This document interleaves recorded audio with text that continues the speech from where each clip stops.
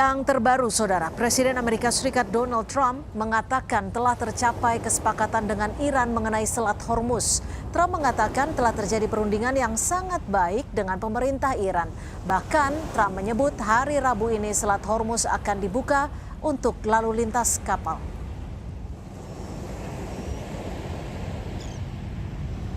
Could happen. Tomorrow is the next thing. A lot of progress has been made. What? And they called me and they said, please, let's talk. They want to talk. The funny thing is they never mention that. They always say, we're not talking. But they called. They wanted to talk. We've been talking. They want to make a deal. They do not want to be here. Sementara Kementerian Luar Negeri Qatar mengatakan mediasi antara Amerika Serikat dan Iran telah mencapai pada tahap yang progresif soal Selat Hormuz. Qatar juga menegaskan pembicaraan antar pihak masih terus berlangsung, meskipun terdapat pernyataan yang berbeda dari pihak Washington dan Teheran. Namun, juru bicara Kementerian Luar Negeri Qatar mengonfirmasi belum ada kesepakatan yang dicapai antara kedua pihak yang berkonflik ini.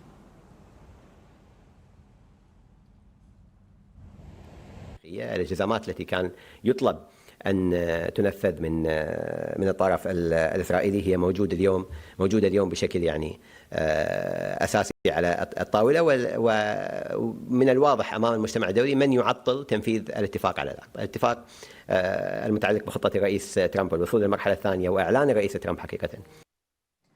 Amerika Serikat terus menggaungkan niat negosiasi dengan Iran. Ajakan ini disampaikan di tengah gempuran yang terus menyasar Iran. Apakah gempuran ini bagian dari upaya untuk memaksa Iran mengikuti skema negosiasi yang dibawa Presiden Amerika Serikat Donald Trump yang mengklaim Hormuz sudah dibuka pada Rabu ini? Kita akan membahasnya bersama Fauzia Cempaka Timur, analis senior Indo-Pacific Strategic Intelligence, dan juga Dian Atase Pertahanan di Iran tahun 2009 hingga 2012, Maijen TNI Purnawirawan Budi Pramono. Selamat petang Prof Budi dan juga Mbak Cempaka. Saya akan langsung ke Prof. Selamat petang, selamat sore. Prof Budi, kalau kita dengar informasi terbaru, kesepakatan sudah terjadi dan Selat Hormuz sudah dibuka. Apakah ini bisa dipertanggungjawabkan kebenarannya, Prof, menurut Anda? Tidak bisa dipertanggungjawabkan kebenarannya karena kita sudah tahu polanya Trump itu seperti apa. Jadi untuk saya sampaikan bahwa bisa dipertanggungjawabkan dari sisi mana, karena sudah terpola. Polanya Trump itu seperti apa sih? Polanya Trump itu kan memberikan tekanan. Tekanan militer, tekanan ekonomi, tekanan politik, dan lain sebagainya. Kemudian jeda. Nah, jeda ini untuk apa sih? Jeda ini untuk testing the water, untuk sampai sejauh mana keterukuran daripada tekanan tersebut. Setelah itu lakukan diplomasi. Nah, diplomasi tentunya dia coercive diplomasi as usual, seperti biasa, itu yang dilakukan oleh Trump. Nah, setelah itu baru dia klaim kemenangan, bahwa apa yang dilakukan dengan diplomasinya itu dijual ke dalam negeri, bahwa ini merupakan kemenangan bagi kita. Nah, itulah yang saya sampaikan bahwa ini tidak bisa dijamin. Sebetulnya Mbak, memang kalau menurut saya memang ada sih ruang kompromi itu. Ya. Ruang kompromi itu akan ada Mbak kalau Amerika menurunkan dari transformasi Iran menjadi pengendalian ancaman, diturunkanlah. Nah, kalau dari sisi Iran memang ya mau nggak mau dia menerima keterbatasan yang diberikan. Ini semua kenapa? Karena dia ingin menahan atau menjaga kedaulatannya. Oke, menjaga tapi sebelum kita ke sana, Prof. menjaga rezimnya. Sebelum kita ke sana, Prof, artinya apa yang disebut bahwa sudah ada negosiasi yang menuju ke arah positif, negosiasinya sudah semakin dekat, itu sementara hanya klaim Amerika Serikat saja? Ya, itu klaim Amerika Serikat. Kenapa? Karena setiap dia melakukan diplomasi, itu yang dilakukan adalah coercive diplomasi. Carrot and stick. Di satu sisi dia memberikan tekanan, di satu sisi dia memberikan, di sisi lain dia juga memberikan way out-nya seperti apa. Ya. Tapi way out yang diberikan ini ke Iran terkesannya ini kok mengajak perundingan, tapi kok paksaan banget. Jadi itulah yang kita selalu sampaikan coercive diplomasi. Nah, coercive diplomasi ini sudah terpola. Nah, kesepakatan mungkin ada. Kesepakatan dari sisi Amerika tentunya dia sepakat karena ada alasan. Dari sisi Iran juga dia sepakat karena ada yaitu apa alasan mempertahankan kedaulatan tadi. Sedangkan Amerika mau sepakat, kenapa? Karena dia juga ingin menunjukkan ke seluruh negara Teluk bahwa dia masih punya bargaining Kuasa. position gitu, Oke. Mbak. Ini juga penting, iya. Oke, kalau dari Mbak Cempaka sendiri, Anda setuju dengan perspektif yang disampaikan Prof. Budi? Dan kalau saat ini klaim terbarunya adalah Selat Hormuz sudah dibuka Rabu ini? Jadi memang kalau menurut laporan dari Institute for Study of War ya Mbak ya, laporannya memang menyatakan bahwa diskusi tentang Amerika Serikat dan Iran itu memang belum ada direct talk gitu ya. Dan memang yang disampaikan oleh Prof. Budi tadi benar. Namun dalam konteks ini ketika kita bilang ada yang disebut dengan substantive bargaining atau tarik menarik, tawar menawar yang sifatnya substantif terkait dengan Hormuz sendiri. Karena kita tahu bahwa Amerika Serikat dan Qatar sedang bernegosiasi dalam ini berdiskusi. Di sisi lain juga Baghei dari Kementerian Luar Negeri Iran menyatakan bahwa memang mereka sedang berbicara dengan Oman dan juga dengan Qatar. Dan dalam konteks ini salah satu yang menjadi sumbat atau bahkan terletusnya fase kedua dari perang ini adalah tentu saja terkait Hormuz dan bagaimana jalur selatan dan jalur utara ini di manage begitu. Dan satu yang memang disampaikan oleh Trump terkait dengan total opening of Selat Hormuz sendiri sebenarnya itu overclaim menurut saya karena memang yang sebenarnya terjadi adalah keinginan Trump untuk membuka jalur di bagian selatan, yaitu jalurnya Oman begitu. Yang selama ini memang keinginan Iran adalah untuk memberikan yang disebut dengan awalnya tol fee begitu ya, yang namun saat ini secara teknis memang sudah menurun sebenarnya intensitas Iran sendiri, sehingga yang secara teknis saat ini yang disampaikan oleh Iran adalah hak pemantauan atau intervensi maritim yang sifatnya memang legal secara hukum. Oke, tapi Mbak Cempaka, Anda menyatakan ini overclaim. Lalu apa sebenarnya yang menjadi tujuan Amerika Serikat dengan klaimnya ini? Apa sebenarnya yang ingin disepakati ataupun dimanfaatkan terhadap overclaim ini? Tapi tetap bersama kami, kita akan membahasnya usai jeda. Tetap di Kompas Petang.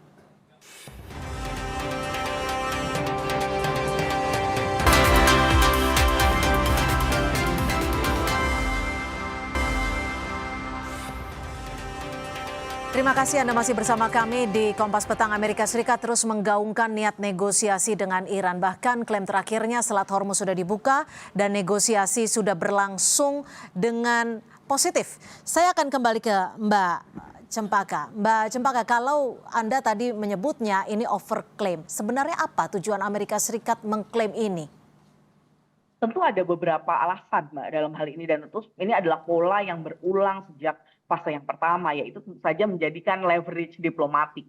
Karena kita tahu poin-poin terkait negosiasi ini belum tercapai secara optimum begitu ya bagi Trump maupun bagi Iran sendiri. Itu yang pertama. Yang kedua juga untuk menghasilkan konsesi sebesar-besarnya untuk Amerika Serikat. Dan bagaimana saya melihat bagaimana ini pola yang diinginkan Trump untuk menjaga kredibilitas di depan audiens domestiknya, baik Kongres dan sekutu negara-negara Teluk begitu ya. Kita tahu bahwa negara-negara Teluk ini perlu diyakinkan begitu ya keberadaan Amerika Serikat ini masih penting di regional dan juga pasar internasional tentunya yang paling terdampak dari kondisi konflik saat ini. Dan saya rasa yang paling mungkin juga yang mungkin terakhir adalah dalam konteks pertanyaan ini adalah Amerika Serikat ingin merepresentasikan keberhasilan yang dilakukan sementara ini oleh Oman, Qatar dan pihak regional lainnya sebagai keberhasilan Amerika Serikat juga. Oke, Prof. Budi, kalau Anda melihatnya apa yang membuat Amerika Serikat saat ini terus memberikan ancaman, terus menggempur wilayah Iran, tapi di sisi lain sambil memaksakan negosiasi?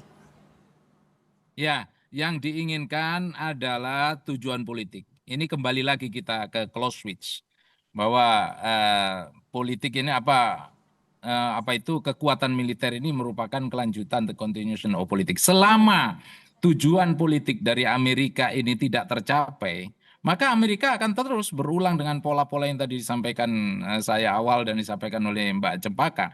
Tujuan politiknya apa sih yang sampai saat ini tidak tercapai? Kan keinginan dia untuk meminimais nuklirnya belum diminimais. Kan tujuan dia agar dia tidak berusaha memperkuat proksi, kan tetap berusaha memperkuat proksi.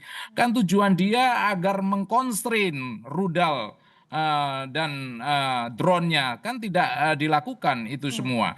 Tujuan dia untuk membuka Hormuz sebagai jalur internasional kan tidak dilakukan oleh dia. Nah, selama tujuan politik ini belum tercapai bagi Amerika, ya Amerika akan terus berulang-ulang. Ini semua serangan yang ada dan lain sebagainya.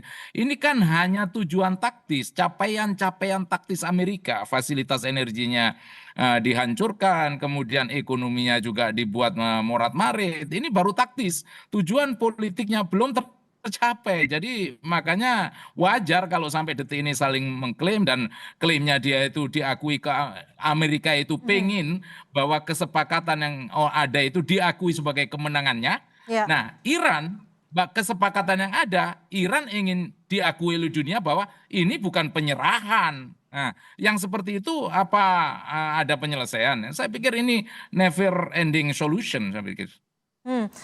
Tapi kalau Mbak Cempaka sendiri, Anda melihatnya bagaimana Trump mengelola konflik dengan Iran ini? Kalau tadi Prof. Budi menyebutkan bahwa bisa jadi loh ini akan terus berlanjut ketika tujuan yang diinginkan Amerika Serikat belum juga didapatkan.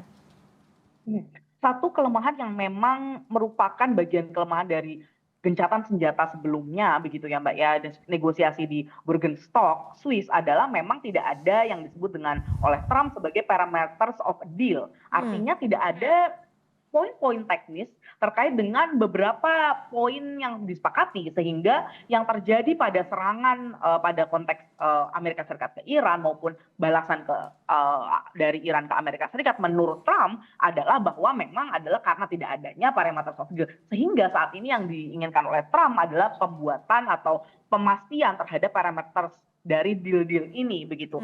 Namun terutama terkait dengan sholat Hormuz. Namun kalau kita lihat memang tidak ada saya rasa tidak ada direction atau direksi terkait dengan serangan berikutnya yang dilakukan oleh Trump. Kenapa? Karena pola entrapment escalation, artinya eskalasi yang terus meningkat, artinya yang dilakukan oleh Trump harus lebih besar lagi serangannya dari serangan terakhir yang kita tahu cukup besar juga. Kita tahu ada beberapa kali dalam hari yang lalu begitu ya yang cukup besar. Jadi entrapment ini artinya Trump terjebak untuk terus meningkatkan eskalasinya. Nah, sekarang pertanyaannya, apakah secara militer Trump memang Amerika Serikat sendiri secara militer memiliki kemampuan, masih memiliki kapasitas, interceptor dan lain sebagainya untuk melakukan serangan yang lebih tinggi daripada serangan yang terakhir kemarin, Mbak. Oke, tapi kalau menurut Anda sendiri, dari perspektif Anda, apakah ada target-target Amerika Serikat dan juga Israel yang saat ini memang belum tercapai, ataupun mana saja yang sudah tercapai?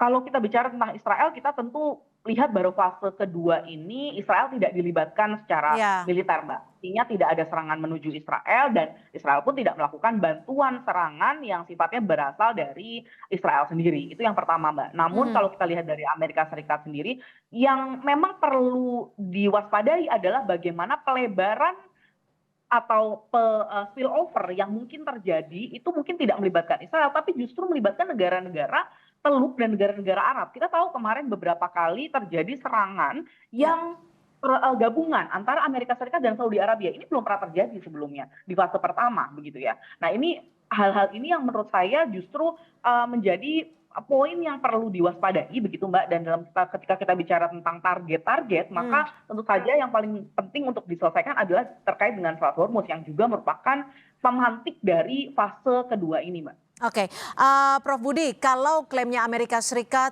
klaimnya Donald Trump adalah Selat Hormuz sudah dibuka saat ini, Rabu ini.